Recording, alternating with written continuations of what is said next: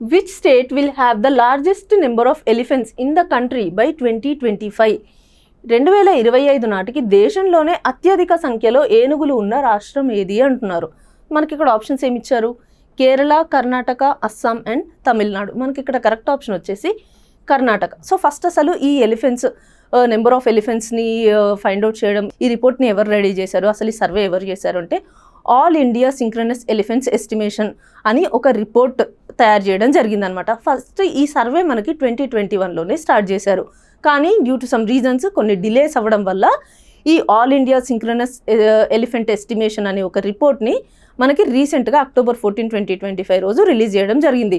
So ఇది ministry of environment, wild life India, ministry of forestry, so వీళ్ళందరూ కలిసి తయారు చేసిన రిపోర్ట్. అంటే సర్వే చేశారు ఇండియాలో మనకి ఎన్ని ఎలిఫెంట్స్ ఉన్నాయి అని.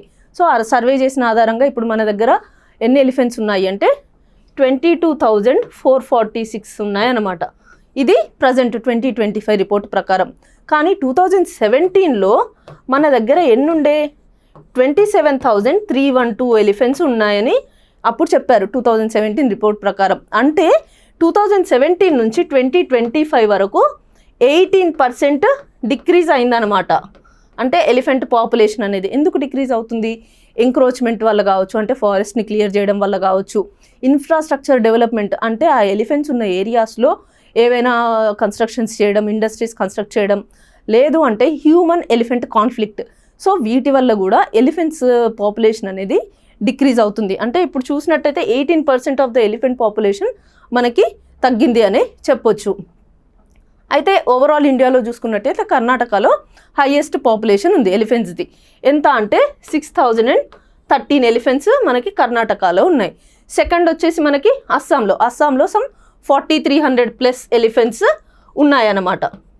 అండ్ కర్ణాటక అండ్ అస్సాం తర్వాత థర్డ్ ప్లేస్లో కేరళ ఉంది అండ్ ఫోర్త్ ప్లేస్లో తమిళనాడు ఉంది. సో ఇది మన ఎలిఫెంట్ పాపులేషన్.